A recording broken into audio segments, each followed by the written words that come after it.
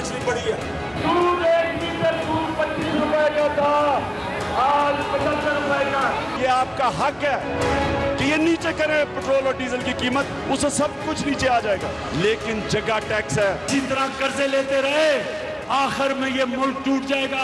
Indirect taxes आप पे लगा के हर चीज महंगी होती है। पेट्रोल पे 35% टैक्स, डीजल पे 50% टैक्स। ये जो टैक्स लगाते हैं अवाम पे, इससे गरीब गरीब हो जाता है। 2 रुपए 13 पैसे से बिजली गई है 9 रुपए 86 पैसे पे। पेट्रोल और डीजल की फिर कीमतें महंगी कर दी, अवाम इसकी कीमत अदा करेगी। तनख्वाहदार तबका, उसकी तनख्वाहें तो बढ़ नहीं रही, चीजें 4 गुना ज्यादा बढ़ रही हैं। इमरान खान की वजह है नया पाकिस्तान, इसके इर्द गिर्द मेरी टीम बन रही है। अस्सलाम वालेकुम नाज़रीन, टू द पॉइंट के साथ मैं हूं मंसूर अली खान। प्रोग्राम में आपको खुश आमदीद कहेंगे। वाह मेरे कप्तान वाह, 2 साल 2 माह हुकूमत करने के बाद आज आपने कह दिया कि नया पाकिस्तान बटन दबाने से नहीं बनता। अवाम को आज आपने आखिर सच बता ही दिया। लेकिन आज वो अवाम जो आपके जलसों में तब्दीली के नारे लगाती रही, जो धरनों में शरीक होती रही, जो झूम झूम कर गाती रही कि जब आएगा इमरान बनेगा नया पाकिस्तान, आज आपने उस अवाम को यह बता दिया कि नया पाकिस्तान कोई स्विच नहीं है जो बटन दबाने से बन जाए। तहरीक इंसाफ ने जो वादे किए 2 साल गुजरने के बावजूद वो पूरे नहीं हो सके। तब्दीली का नारा लगाया, शफाफ एहतसाब और नए पाकिस्तान का ख्वाब दिखाया। पहले 2 साल अवाम तब्दीली का इंतजार करती रही और यही सुनती रही कि कोई घबराने की जरूरत नहीं है, घबराना नहीं है आपसे, कोई घबराने की बात नहीं है, कोई घबराने की जरूरत नहीं है, घबराना नहीं है आपसे, कोई घबराने की बात नहीं है, कोई घबराने की जरूरत नहीं है। घबराना नहीं है आपसे। आज 2 साल गुजरने के बाद जब करप्शन डबल हो गई, जब महंगाई तारीख की बुलंद तरीन सतह पर पहुंच चुकी है, बेरोजगारी हदें पार कर चुकी, गवर्नेंस की सूरत हाल मजीद खराब हो चुकी है और आटा, चीनी, दालें, सब्जियां और दीगर जरूरियात की अशिया की कीमतों ने कोहराम मचा रखा है, गरीब की कमर टूट चुकी है, 2 साल बाद अब खतरे की घंटी बज चुकी है, तो आज मेरे कप्तान ने कह दिया कि नया पाकिस्तान बटन दबाने से नहीं बनता। नया पाकिस्तान एक स्विच नहीं है, गवर्नमेंट आई स्विच हुआ तो नया पाकिस्तान बन गया। ये फेरी टेल्स में ऐसी चीजें होती हैं। नाज़रीन, हुकूमत में आने से पहले यही हुक्मरान कहा करते थे कि हम आएंगे तो अंधेरे दूर करेंगे, करप्शन को खत्म करेंगे और उसके लिए 2 साल नहीं बल्कि 9 दिन में ये नया पाकिस्तान बन जाएगा। मैं आपसे वादा करता हूं कि बड़ी बड़ी करप्शन 90 दिन के अंदर इंशाल्लाह हम खत्म करके दिखाएंगे। अब 90, लेकिन आज मेरे कप्तान ने कह दिया कि नया पाकिस्तान बटन दबाने से नहीं बनता। माजी में कप्तान के खिलाड़ी जोशीले खिताब किया करते थे और अवाम को बताया करते थे कि जब इमरान खान आएगा तो सब कुछ तब्दील हो जाएगा। जिस दिन इमरान खान ने हल्फ लिया तो मेरा पाकिस्तान का 200 अरब डॉलर जो बाहर पड़ा हुआ है, इमरान खान अगले दिन उसको पाकिस्तान वापस लेके आएगा। पहले दिन 100 अरब डॉलर बाहर दुनिया के मुंह पे दे मारेगा और 100 अरब डॉलर आपके ऊपर लगाएगा।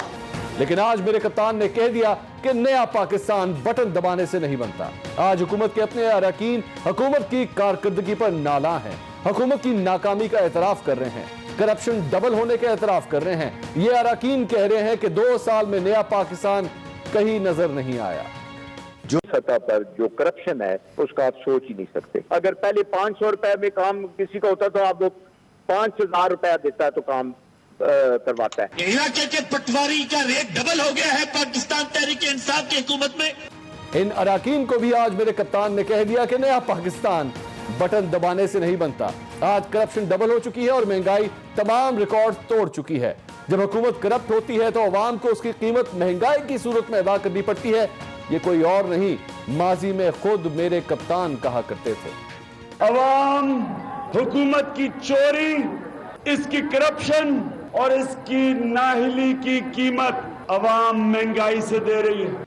नाज़रीन, हुकूमत के 2 साल मुकम्मल होने के बाद आज मेरे कप्तान ने कह दिया कि नया पाकिस्तान बटन दबाने से नहीं बनता। जब 2 साल में गवर्नेंस बेहतर होने के बजाय बदतर हो जाए, जब करप्शन खत्म होने के बजाय बढ़ जाए, जब महंगाई हद से गुजर जाए, तो हुकूमत की डेडलाइन करीब है। उल्टी गिनती शुरू हो चुकी है। वफाकी वजीर फवाद चौधरी ने जो डेडलाइन 5 माह पहले बताई थी वो भी खत्म होने वाली है। नाज़रीन, इस डेडलाइन के खत्म होने से पहले ही वफाकी वजीर को आज मेरे कप्तान ने कह दिया कि नया पाकिस्तान बटन दबाने से नहीं बनता। तो नाज़रीन, सवाल यह है कि अगर बटन दबाने से नया पाकिस्तान नहीं बनता तो क्या नया पाकिस्तान का जो सारा ख्वाब था, जो इतने साल हमें सुनाया गया, ये ख्वाब झूठा ख्वाब था, या फिर दरअसल में अब जाके कप्तान को इस बात का अंदाजा हुआ है कि ये एक बड़ा लंबा प्रोसेस है। हुकूमत में आके इस बात का एहसास हुआ है कि बड़े पापड़ बेलने पड़ते हैं, बड़ी मुसीबतें होती हैं, उसके बाद आहिस्ता आहिस्ता आहिस्ता करके आप अपनी मंजिल के पास पहुंचते हैं। इसी सवाल के हवाले से आज अपने पैनल से बात करेंगे। हमारे पैनल में मौजूद है पाकिस्तान तहरीक इंसाफ से मियां महमूदुर रशीद साहब, मुस्लिम लीग नून से मलिक अहमद खान साहब, पाकिस्तान पीपल्स पार्टी से नाज बलोच साहिबा।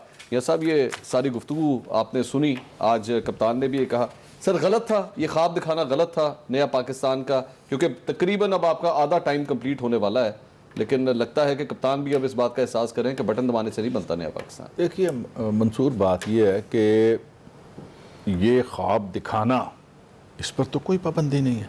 अच्छा, लोगों को एक तब्दीली की तरफ लेके आना, उनको उम्मीद दिलाना, और हर पॉलिटिकल पार्टी, पॉलिटिकल लीडर वो लोगों को बताता है कि मैं जब आऊँगा तो मैं ये कंस्ट्रक्टिव चीज़ें करूँगा, मैं ये तब्दीलियाँ लेके आऊँगा, और उसके सिलसिले में खान साहब ने भी वादे किए और कौम ने लब्बैक कहा।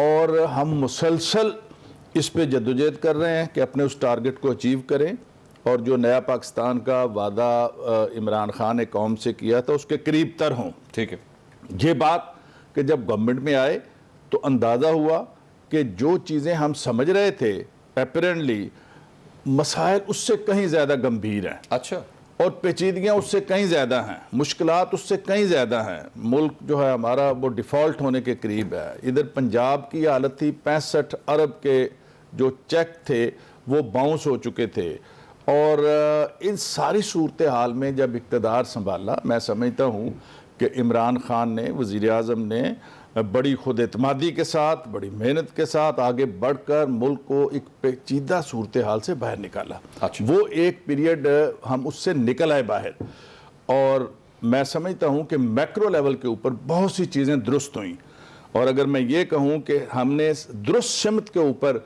इकोनॉमी को डाल दिया, अच्छा, तो कोई गलत बात नहीं होगी। मैक्रो लेवल, माइक्रो लेवल के ऊपर बहुत से चैलेंजेस का हमें सामना है, नो डाउट। उसमें महंगाई भी उसमें एक सबसे बड़ा चैलेंज है। ठीक है, और मैं ये समझता हूँ कि ये महंगाई जो है ये मुस्तकिल रहने वाली नहीं है। इसमें कुछ हमारी कमज़ोरी कोताही ज़रूर है, इस प्लानिंग भी है, लेकिन जिस तरह से हम लगे हुए हैं, बहुत जल्द आइंदा चंद हफ्तों में इस महंगाई की वेव को भी हम कंट्रोल करेंगे। ठीक, जो मैक्रो लेवल के ऊपर जितने इंडिकेटर्स हैं, आप करंट अकाउंट डेफिसिट को ले लें, जब हम आए तो $20 बिलियन का ये डेफिसिट था, आज ये प्लस में आ चुका है 2-2.25 साल के पीरियड में।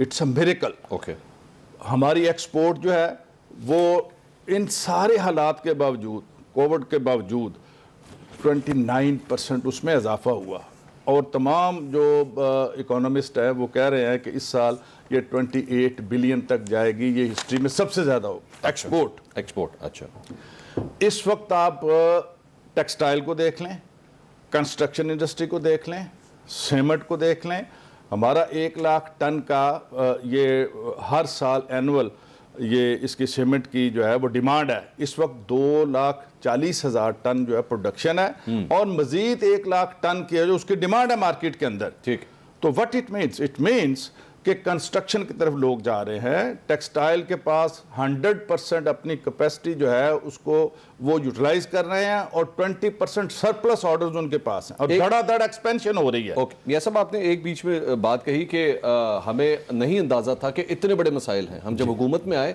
तब जाके पता लगा।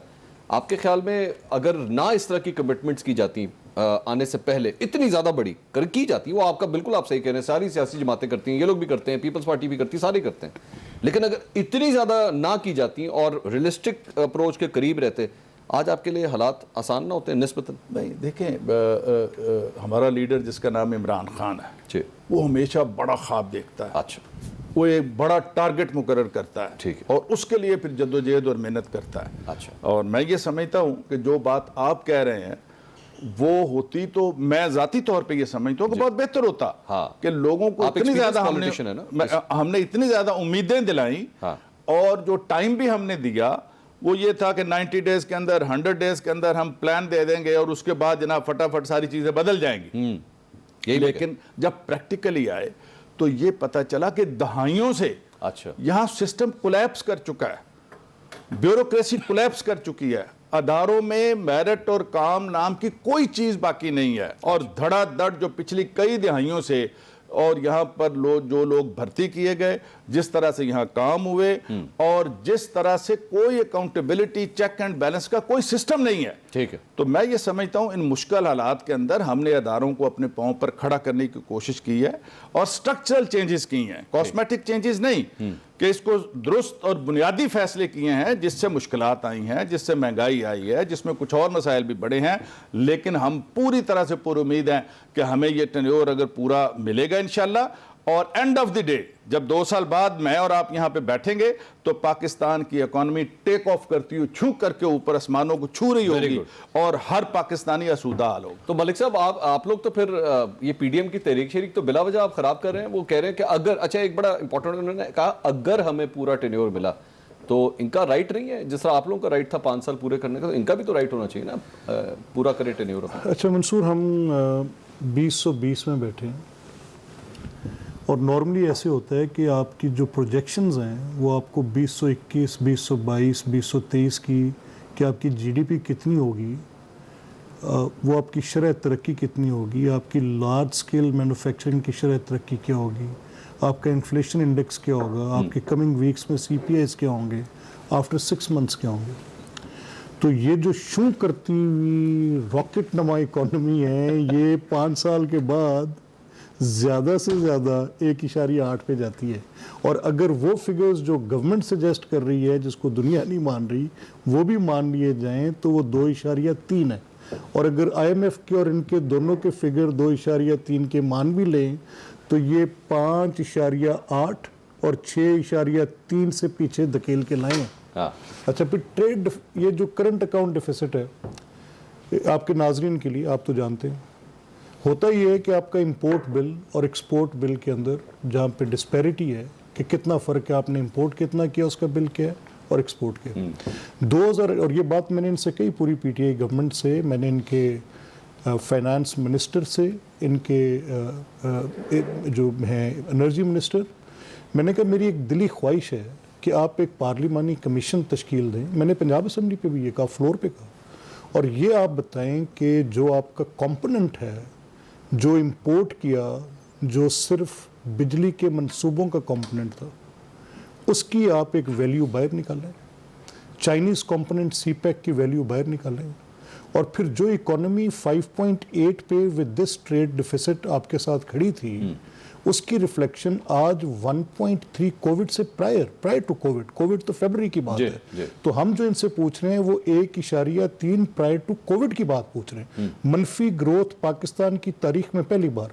ज़री तरक्की की शरह मनफी, लार्ज स्केल मैन्युफैक्चरिंग की शरह मनफी, सर्विस इंडस्ट्री मनफी, इन्वेस्टमेंट पोर्टफोलियो मनफी।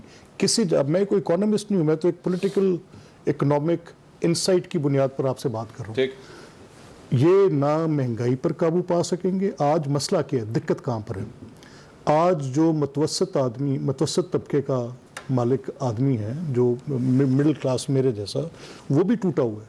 गरीब आदमी के लिए चूल्हा चलाना मुश्किल है। आज बिजली के बिलों की अदायगी, और उसकी बुनियादी वजह क्या है कि ये एक नॉन रिप्रेजेंटेटिव मोड पे गई गवर्नमेंट है। ये इनकी पॉलिटिकल जो ट्रांसफ़र करने की एक पॉलिटिकल विल होती है कि जितना प्रेशर गवर्नमेंट पे आएगा, आपने वो एज इट इज़ अपने लोगों पर 22 करोड़ पर उसको ट्रांसफ़र नहीं करना। आईएमएफ आपके साथ कुछ अरेंजमेंट कर रही है, $6 बिलियन दे रही, वो आपसे तकाजा करेगी कि बिजली के बिलों में प्रोवाइडेड सब्सिडीज आप निकालें और इजाफा करें। तो नतीजा क्या होगा, जब आपकी बिजली महंगी होगी तो आपके लोग बिजली का बिल देते हुए धाड़ेंगे, चीखे मारेंगे, और वो मार रहे। इसी तरह आज आपकी गंदम की क्या, आपकी रॉन्ग पॉलिसी, आपकी प्रिक्योरमेंट की पॉलिसी गलत, आपकी इंपोर्ट की पॉलिसी गलत। आज मैंने एक पेपर में पढ़ा है और मुझे फिगर्स सब्सटेंशिएटेड लग रहे हैं। आई वांट द गवर्नमेंट, मेरी ख्वाहिश होगी कि हुकूमत उनको आके किसी तरह से निगेट करे। मंसूर, 404 अरब रुपया लोगों की जेबों पर डाका डाला है। 404 अरब सिर्फ 2 पॉलिसीज में, sugar policy and wheat policy. यानी जो 35 रुपए की चीज थी 70 पे, और जो 52 की चीज थी 104 रुपए पे, और वो पैसे जो आप और मैं दे रहे हैं, जो एक गरीब आदमी दे रहा है, जो एक मुतवस्सित तबके का आदमी, कुछ लोग ऐसे हैं हमारे मुल्क में जिनके लिए महंगाई मसला नहीं होगी, जो सुपर रिच हैं, जिनके पास बहुत पैसा है। मेरे जैसा दरमियाने तबके का मिडिल क्लास का आदमी जिसके लिए अपने दो एंड्स के मीट, ट्रस्ट मी, मैं आपसे बिल्कुल honest without keep mincing my words, मैं as a concern, I am not speaking as a PMLN representative now, मैं as a concern citizen of Pakistan, और ये भी 2.5 साल है जिस ट्रैक पे ये गवर्नमेंट चढ़ी है वो सिर्फ इस पे चढ़ी है बिकॉज दे नो इट। अब देखें ना इमरान, मुझे सिर्फ एक जुमला कहने, मुझे आई नो आप आगे जाना चाह रहे हैं। एक होता है कि मैं आपसे गुफ्तगू में जीत कर उठूं, ये एक प्रोपोगेशनिस्ट एटीट्यूड होता है, ठीक है। एक होता है हकाइक के मुताबिक अवाम की तकलीफ को समझना और उसे दूर करना, ठीक है। ये एक पॉलिटिकल इंसाइट, इसके लिए एक सियासी रवैया होना जरूरी है। मैं वैसे आज अपने पैनलिस्ट को एक रिक्वेस्ट करूं, अगर आप लोग वाकई एक ट्रू पॉलिटिशियन होते हुए अपनी सियासी जमातों के जो मौक़िफ़ हैं उनसे हट के अपने ज़ाती मौक़िफ़ दीजिए, बिल्कुल अपने ज़ाती मौक़िफ़ दीजिए। मैं ये, और उस पर आपको कोई ब्लेम नहीं होगा कि जनाब आपने ये क्यों कह दिया है, वो क्यों कह दिया, एक अच्छी ओपिनियन दे।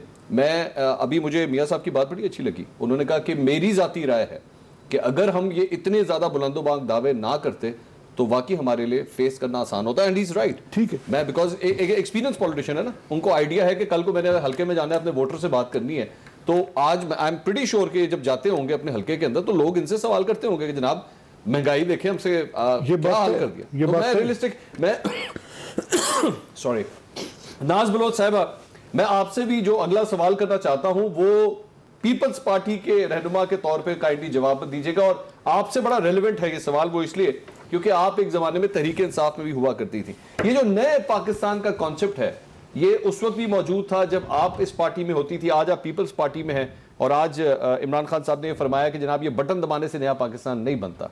इस आइडियोलॉजी में फॉल्ट है, या जिस तरह मियां साहब कह रहे थे कि वादे तो सारी पार्टियां करती हैं, आप लोग भी रोटी कपड़ा मकान की बात करते रहे हैं, नून लीग के अपने नारे दावे रहे हैं, रोशन पाकिस्तान के एंड ऑल दैट, कहां पे फॉल्ट है आपकी नजर में? इस पूरी आइडियोलॉजी में कोई फॉल्ट है आपकी नजर में? बिस्मिल्लाहिर्रहमानिर्रहीम। मंसूर, पहली बात तो मैं आपको ये कह दूं कि ये एक कॉम्प्रोमाइज्ड हुकूमत है। ये हुकूमत जो है, जो वादे इमरान खान साहब कंटेनर पे खड़े होकर किया करते थे अवाम से और कौम से, जब कहा करते थे कि हुक्मरान करप्ट होता है तो महंगाई होती है, हुक्मरान करप्ट होता है तो मुल्क के अंदर जो है मामलात, बेरोजगारी पैदा होती है और बुरे हालात होते हैं, मईशत तबाह हो जाती है, हम आएंगे तो अरबों डॉलर मुंह पे मार देंगे IMF के, और ये सारी बातें, और पेट्रोल की कीमत कम करने के, और फिर सिविल डिसोबीडियंस की बातें, बिलों को जलाना फाड़ना कि टैक्स नहीं देंगे, और लोगों को यह भी कहा गया कि जी आपने टोल में टैक्स नहीं देना क्योंकि आपको वो वसाइल नहीं मिल रहे जो एक टैक्स पेयर को मिलने चाहिए। तो वो इमरान खान की बातें, और वो शायद इमरान खान कोई और थे, लेकिन अब जब हुकूमत में आ गए तो हुकूमत के बाद आने के बाद उनको अंदाजा हुआ कि वो सारी बातें फेरी टेल थी, क्योंकि उस वक्त उनके जो लेफ्ट राइट सज्जे खब्बे लोग खड़े थे वो और थे। आज जो उनके लेफ्ट राइट लोग खड़े हैं वो नदीम बाबर जैसे लोग हैं, वो खुसरो बख्तियार हैं, वो बड़े बड़े माफियाज हैं, वो बड़े बड़े कारखानों के मालिक हैं जो गरीब आवाम की किस्मतों के फैसले और आटे की और चीनी की के रेट तय करते हैं, जो पेट्रोल के बहरान में जो है फायदा उठा लेते हैं, वो सारे सरमायाकार जो दवाओं की कीमतों में 500% इजाफे का शायद फायदा उठा के आराम से जो है बरतरफ होकर कुर्सी छोड़ के साइड बैठ जाते हैं, नोटिस हो जाता है, होता कुछ नहीं है। तो मंसूर, वो जो ख्वाब सुहाने दिखाए गए थे, वो जो सब्ज बाग दिखाए थे, वो वाकई में फेरी टेल थे, those were really fairy tales. क्योंकि आज की जो PTI है, मुझे इंतहाई अफसोस होता है कि जिन लोगों ने धरनों में साथ दिया, जिन लोगों ने साथ खड़े रहकर शायद निकल के वोट भी किया, लेकिन वो लोग आज जो मायूसी उनके चेहरों के ऊपर है, क्योंकि आज के हालात कुछ और हैं। आज हालात ये हैं कि 3000 बिलियन की ऑडिटर जनरल की रिपोर्ट है कि पावर डिवीजन में बेजाब्तगी हुई है। ये तो कहते थे हम ईमानदार लोग लेकर आएंगे। फिर उसके बाद जिस तरह अभी मलिक अहमद खान साहब ने बात की कि 404 अरब की जो है वो आपने टीका आवाम को लगा दिया आटे और चीनी की मद में, तो आप मुझे बताइए कि मुल्क को कहां ले जा रहे हैं आप? जहां पे लाखों लोग मुस्तफीद होते थे, फायदा हासिल करते थे, रुपए मुफ्त सेहत की सहूलत से आज आप वहां पे 10,000 हेल्थ कार्ड देकर उनको कह रहे हैं कि जाओ मौज मनाओ। आप मुझे बताएं कौम को कहां लेके जा रहे हैं आप? ये कौम जो इज्जत से रोटी अपने घर खाती थी 5 रुपए की लेकर, उसको आप लंगर खानों में ले जाने पे क्यों मजबूर कर रहे हैं? 30 रुपए की रोटी जो है अभी नान भाई कह रहे हैं कि हम करने लगे हैं। आप बिजली महंगी कर रहे हैं, फिर आप कह रहे हैं कि कारखाने चल रहे हैं। I have to take a break on this, लेकिन हकीकत यह है नाज़रीन, बात हो रही थी नए पाकिस्तान के ख्वाब की। क्या अगर ये ख्वाब टूट गया तो आपका क्या ख्याल है, कोई नई जमात जब आएगी तो क्या वो ऐसे रंगीन ख्वाब नहीं दिखाएगी? सियासतदान का काम है आपको और हमें ये ख्वाब दिखाना। हाँ, अलबत्ता ये हमारे पे सवाल जरूर है कि हम उन ख्वाबों की ताबीर के पीछे पीछे चलना शुरू हो जाएं या उसको समझे कि नहीं आखिर ये एक सियासी वादा ही है। मजीद बात करते हैं ब्रेक के बाद, हमारे साथ रहिए।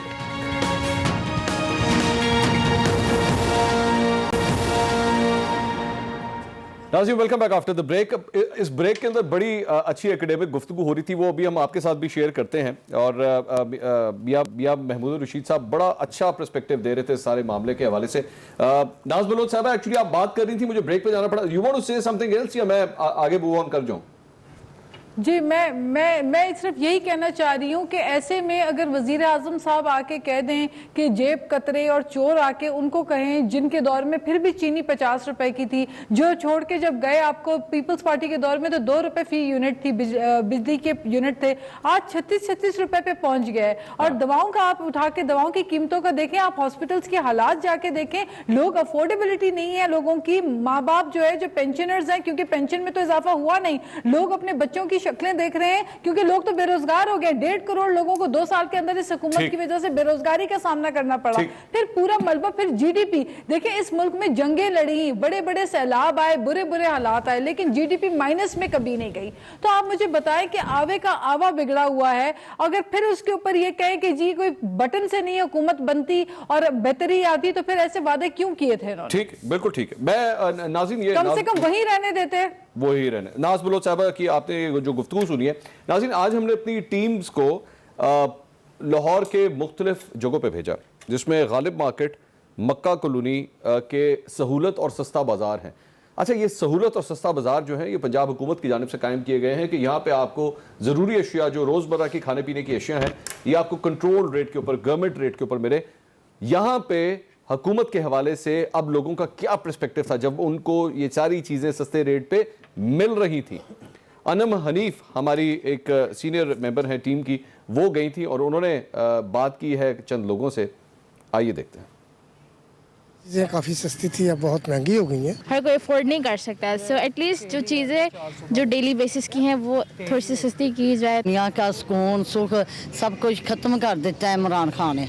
यकीन करो इतनी महंगाई है, क्या करे बंदा, उसको ले दे देवे बस। ये क्या सस्ता बाजार है, 10 से 5 रुपए भी ये फायदा नहीं दे रहे। मुसीबत में डाल दिया नया पाकिस्तान ने ना, जीने का हक छीन लिया। पहले हुकूमत से तंग थे तो इनको वोट दिया कि ये नई हुकूमत आएगी तो आवाम के लिए अच्छा सोचेगी, अच्छा करेगी, और इन्होंने तो दुनिया को ना जलीलो ख्वार कर दिया। जलील किया हुआ है आवाम को, ऐसे हुक्मरान की हमें ज़रूरत ही नहीं है। हमें तो यही नहीं समझ आ रही, बच्चे घर में बीमार पड़े हुए, मेडिसिन पूरी करे, ये इनका खाना पीना पूरा करे। इस्तीफा ही दे दे अगर वो महंगाई को कंट्रोल नहीं कर सकते। अब हम किसी को चोर कह रहे हैं, कल इनको भी कहना शुरू हो जाएंगे जो हालात इन्होंने पैदा कर दिए। नाज़रीन, अवाम की अक्सरियत महंगाई की वजह से, ख़ास तौर पर खाने पीने की अशिया महंगी होने की वजह से खासी परेशान है। अब देखना यह है कि वज़ीर-ए-आज़म इमरान खान अपनी डेडलाइन के मुताबिक 1 हफ्ते में महंगाई नीचे लाने के लिए कौन से इक़दाम करेंगे। कैमरामैन इरफान के साथ Anam Hanif, programme to the point, Express News Lahore. Anam Hanif की नाज़रीन आपने रिपोर्ट देखी। अब मैं ये एक्सपेक्ट कर रहा था कि जो सहूलत बाज़ार हैं यहाँ पे आवाम के लिए हेल्प होगी, पंजाब गवर्नमेंट ने ये बनाए थे ताकि यहाँ से कोई अच्छा फीडबैक मिलना शुरू होगा, लेकिन मियाँ साहब आवाम अभी भी बहुत परेशान है और ये सबसे बड़ा मेरे ख्याल में आपके लिए ड्रॉबैक है। देखिए, ये इस तरह के सर्वेज चलते रहते हैं और ये इस तरह की जो है ना वेव्स आती हैं। अच्छा, कभी महंगाई की वेव ऊपर आ गई, लोग परेशान हो गए, फिर सस्ती हो गई चीज़ें। और ये जो आलू टमाटर प्याज हैं, ये तो हिस्ट्री में उठाकर देख लें, ये तो 300-300 रुपये किलो तक भी हुए हैं। नई फसल आ जाएगी, ये उसकी सप्लाई एंड डिमांड का मसला है। यहाँ पर पहले हमारे जब टमाटर और ये प्याज वगैरह इंडिया से ट्रेड हमारी खुली हुई थी तो यहाँ शॉर्टेज होती थी, रातों रात 200 ट्रक आ जाता था इंडिया से, अमृतसर बॉर्डर से, तो वो उसी वक्त गिर जाती थी उसकी प्राइस। अब वो वहाँ पर पाबंदी है। तो मैं ये समझता हूँ, फिर दूसरा इसमें प्रोपेगेंडा बहुत ज़्यादा है। 860 रुपये का आटे का बैग आज भी अवेलेबल है हर जगह 20 किलो का। यहाँ जो हमने सहूलत बाज़ार बनाया वहाँ पर भी मौजूद है। और आटे के बारे में मंसूर मैं आपको बताऊँ, मलक साहब भी सुन रहे हैं, 70% जो हमारी आबादी देहातों में रहती है उसमें से किसी के घर ये मसला नहीं है आटे का। अच्छा, वो साल की गंदम, अब उनके घर में उसको कहते हैं पड़ोला। अच्छा, वो एक पड़ोला होता है, एक उसके अंदर वो सारी गंदम डालते हैं और वहां से निकाल के वो पूरा सार इस्तेमाल 70% पाकिस्तानियों के लिए कोई मसला नहीं, कोई मसला नहीं है। जो देहातों में रहते हैं कोई मसला नहीं, हर घर में दाने पड़े हुए हैं अपनी जरूरत के मुताबिक। 30% लोग जो शहरों में है उसमें से 10% वो जो लेबर क्लास है, वो जिन दिनों ये गंदम की कटाई होती है 1 महीने के लिए सब अपने घरों को चले जाते हैं कि कनकां दी वाढी रह गए, फिर बाकी 20%। अच्छा, उन 20% में से 5-7% ऐसे हैं कि जिनको कोई मैटर नहीं है कि आटा कितने रुपए किलो हो गया, महंगा हो गया। ये 10-15% लोग हैं। और उसके ऊपर मीडिया ने इतना तूफान उठाया हुआ है। अच्छा। जबकि मैं ये समझता हूं कि इस तरह की शॉर्टेज का वजूद ही नहीं है। ओके, उसमें नो डाउट कि कुछ चीजें हुई, गंदम स्मगल होगी दूसरे सूबों को, और ये सिंध वालों ने अभी गंदम रिलीज करनी शुरू की है। अच्छा, यहाँ से गंदम उधर चली गई, वहाँ 2000 रुपये मन पहुँच गई, 2200 रुपये मन पहुँच गई, और लोगों ने किसी न किसी तरह इनडायरेक्ट वहाँ पर गंदम पहुँचानी शुरू की। प्रोक्योरमेंट हमने हिस्टोरिकल की 41 लाख टन जो है ना मैक्सिमम प्रोक्योरमेंट की, जो पिछले 10 सालों में दूसरी दफ़ा इतनी प्रोक्योरमेंट हुई है। 15 लाख टन गंदम वैसे शॉर्ट हुई इस दफ़ा मौसम की वजह से, और कम रकबे के ऊपर काश्त हुई। तो ये टेम्परेरली एक फेज़ है। अभी इसकी सपोर्ट प्राइस बढ़ेगी, गंदम ज़्यादा काश्त होगी, ये आटे वाला मसला जो है ना ये ख़त्म हो जाएगा। आलू, टमाटर और ये प्याज वगैरह, ये सारी चीज़ें भी अगले 1-1.5 माह के अंदर नई फसल आने के साथ ही इसकी कीमतें जो है ना वो ठीक हो जाएंगी। तो बेसिकली महंगाई 10-15% लोगों का, मैं ये समझता हूँ कि महंगाई है, इसको हम चैलेंज भी समझ रहे हैं, ठीक, और इसको कंट्रोल करने के लिए एफर्ट्स भी जारी हैं। बहुत सी जगहों पर हमने ये सहूलत बाजार लगाए हैं। उसके बाद पूरा एक मैकेनिज्म है, प्राइस कंट्रोल अथॉरिटी एक लेके आ रहे हैं, और ये प्राइस मजिस्ट्रेट दोबारा जो है ना उनकी अपॉइंटमेंट हो रही है, ताकि हर गली महल्ले की सतह पे उसको हम टाइगर फोर्स के लोग भी इसको असिस्ट करेंगे इंतज़ामिया को, कि जहाँ जहाँ इस तरह की कंप्लेंट्स हैं आम लोगों से, उन कंप्लेंट्स को फौरी तौर पर चेक किया जाए और लोगों को सख्त तरीन सजाएं भी दी जाएं, जो मसनूई तौर पर आर्टिफिशियली जो है ना जो महंगाई की है। मलिक साहब, ये इतना सिर्फ वो कह रहे हैं 10%, 10-15% जो बाकी रह जाते हैं लोग, लेकिन उनके लिए भी कंसर्न है मैं ये महंगाई का इशू। मुझे एक बात की जो अच्छी एक जो डेवलपमेंट लग रही है वो ये है कि एटलीस्ट उनको कंसर्न तो है कि हाँ एक प्रॉब्लम है, आइडेंटिफाई भी कर रहे हैं हाँ प्रॉब्लम है, तो उसका वो सदैव ढूंढ तो रहे हैं। अब मौका नहीं मिलना चाहिए इस सिलसिले में। अच्छा नहीं मंसूर, ये एक इतना सिंपलिस्टर जितना मियाँ साहब ने ये बात की है, नॉर्मली आप कुछ चीज़ों पे देखें ना, जो लोगों की इस वक्त मुश्किल है उस पर अगर ये रवैया हो कि ये इसको ट्रिवियल करके यानी छोटा करके पेश किया जाए, तो ये वैसे ही ज्यादती है। इसकी जो इसका जो मीडिया में प्रोपेगेंडा भी नहीं, देखिए ये हम छोटा करके पेश करते हैं, मुझे इजाज़त दें। देखिए ना, मेरा मसला क्या है, मेरा इस हुकूमत के साथ। अच्छा, मैं एक छोटी सी ब्रेक ले लूँ प्लीज़, क्योंकि वो अनम हरीफ साहिबा ने रिपोर्ट बनाई ना, उनका हुक्म आ गया कि जी आप पहले ब्रेक लें, तो वो जब उन्होंने कह दिया, नाज़रीन एक ब्रेक के बाद डिस्कशन को आगे बढ़ाते हैं प्लीज़।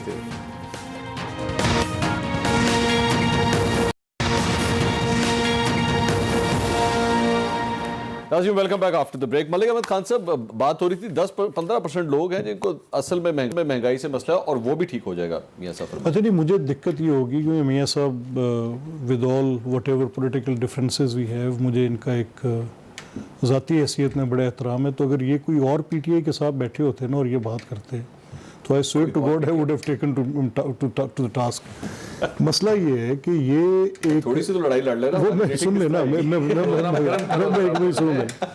प्रॉब्लम अगर तो ये सिर्फ मियाँ साहब ऐसे सोच रहे हैं तो फिर तो गुजारा है, लेकिन अगर पूरी हुकूमत ऐसे सोच रही है तो फिर इन्ना लिल्लाहि व इन्ना इलैहि राजिऊन, अच्छा इस्तग़फ़ार पढ़ने की ज़रूरत है। देखें वजह क्या, महंगाई जो मसला है ये वो मसला होता है जो आपकी मेजॉरिटी को इफ़ेक्ट करता है। वो कैसे इफ़ेक्ट करता है, इसकी पूरी डिस्क्रिप्शन है। मियाँ साहब जो तफसील बता रहे हैं मुझे कि लोगों ने अपने, मैं थोड़ी सी करेक्शन करना चाहता हूँ, मैं आटे के बारे में, मैं आटे की बात, मैं सिर्फ आटे पे आ रहा हूँ, मैं और बात, मैं सिर्फ और किसी पे बात ही नहीं कर रहा। अच्छा, जहाँ ये फैक्टर है ना कि लोग अपने साल की गंदम देहात के लोग रखते हैं, वो सिर्फ उस सूरत में उनके पास गंदम रहती है जब उनके पास बाकी अखराजात के लिए कोई गुंजाइश हो।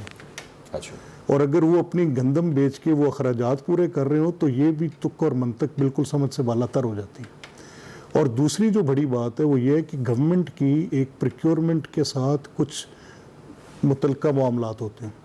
अगर हुकूमत की प्रोक्योरमेंट जो है वो भी ठीक ना हुई हो, हुकूमत की फूड पॉलिसी यानी आपकी जो प्रोक्योरमेंट का महकमा खुराक की जो जिम्मेदारी है उस पर कहीं कोताही आई हो, तो वो भी एक बड़ा मसला होता है। ये डायरेक्टली गवर्नेंस के साथ रिलेटेड एक इशू है। इसमें सिर्फ एक महकमा नहीं, 6 से 7 महकमे मुतलका होते हैं। और अगर आपकी वीट पॉलिसी जो है वो बेसिकली आपने अप टू द मार्क ना की हो तो गंदम की किल्लत पैदा होती है। ठीक, हमारे पास एक सब्सटेंशियल डाटा है जो सब्सटेंशिएटेड है इस रिकॉर्ड के मुताबिक कि जो हमारी फूड बास्केट है, जो हमें ग्रेन रिक्वायरमेंट है, उस ग्रेन रिक्वायरमेंट से हमारे पास पिछले साल में कितना ज़्यादा था, किसकी बुनियाद पर हमने फ्लोर मिलर के बजाय फीड मिलर को दिया था, किसकी बुनियाद पर हमने उसको एक अपनी लोकल कंजम्पशन से निकाल के एक्सपोर्ट पे भेजा था। अब ये जो बात इस वक्त की जा रही है कि गंदम की किल्लत है, वो सिर्फ ना कि किल्लत है, साथ महंगी भी है।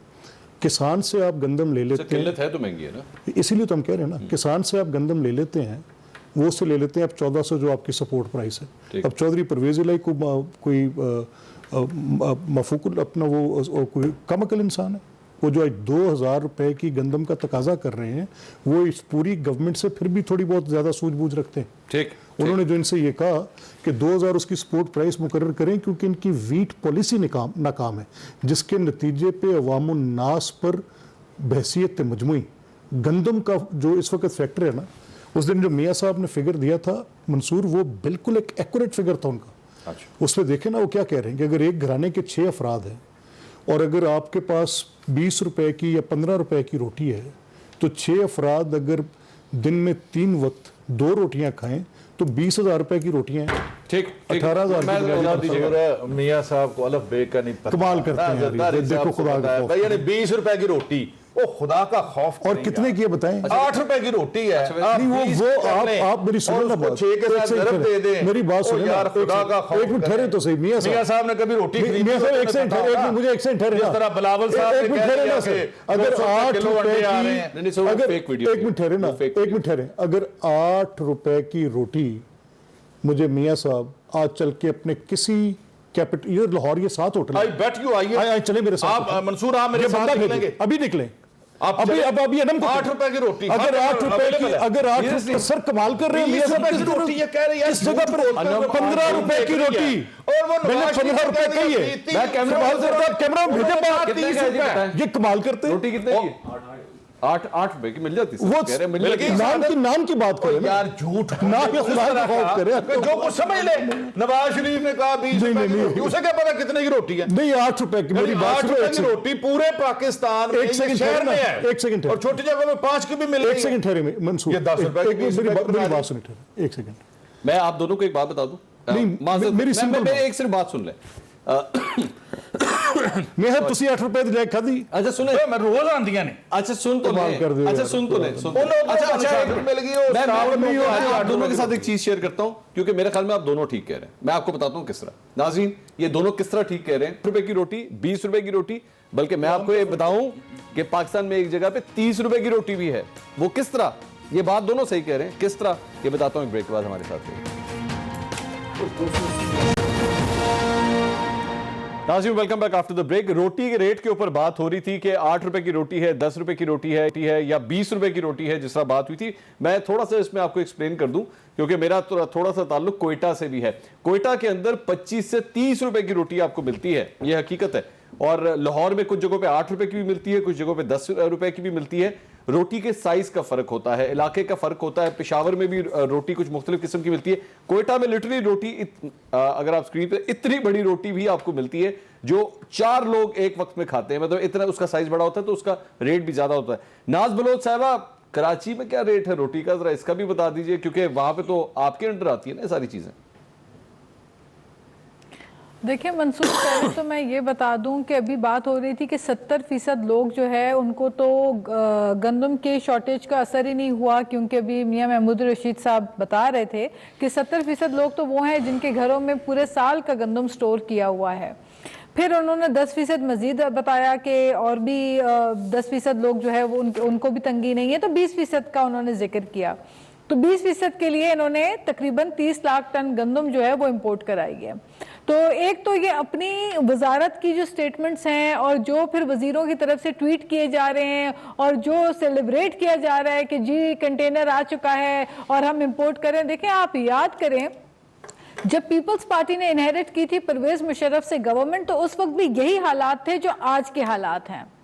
उस वक्त भी गंदम जो है उसकी गंदम की शॉर्टेज हो गई थी, ये जानते हुए कि हमारा मुल्क पाकिस्तान दुनिया में 8वें नंबर पे आता है वीट प्रोडक्शन के ऊपर। बावजूद इसके मुशर्रफ के दौर में भी यही हालात थे जो अनफॉर्चुनेटली आज दोबारा वही रिपीट हो रहे हैं हालात। 6 महीने के अंदर पाकिस्तान पीपल्स पार्टी ने अपनी ज़रूरी पॉलिसी को इतना जबरदस्त तरीके से उसके ऊपर इंप्लीमेंट किया और उसको बेहतर बनाया कि विद इन 6 मंथ्स हम वीट एक्सपोर्ट करने वाले मुल्कों में हमारा शुमार होने लगा। तो ये आप 2 साल लगे और अभी तक ये कहते हैं कि जी फेरी टेल्स हैं। नाज बलोच साहबा, ये कब की बात है? ये मैं आपको 2008 की बात कर रही हूं, जब परवेज मुशर्रफ के बाद पाकिस्तान पीपल्स पार्टी को इनहेरिट हुई हुकूमत, और उस वक्त की रोटी के रेट 70 सालों में रोटी 6 रुपए की हुई। और इन्होंने 2 साल के अंदर आके, पिछले हफ्ते मैं टीवी पे देख रही थी कि नान भाई की तरफ से जो उनकी एसोसिएशन है उनकी जानिब से 30 रुपए तक का मुतालबा किया जा रहा है। बहुत बहुत शुक्रिया नाज बलोच साहब, अहमद खान साहब, मियां महमूद रशीद साहब। नाज़रीन, नया पाकिस्तान बटन दबाने से नहीं बनता, इस हवाले से हम बात कर रहे थे। बिल्कुल बात सही है, नया पाकिस्तान बटन दबाने से नहीं बनता, लेकिन जो हालात चल रहे हैं और इस महंगाई पर काबू ना पाया गया तो और कुछ नहीं। लेकिन ये बात जरूर याद रखिएगा कि इसी पाकिस्तान में कभी कभार बटन दबाने से नया वजीर आजम जरूर बन जाता है। प्रोग्राम टू द पॉइंट से तक इतना ही। अल्लाह हाफिज।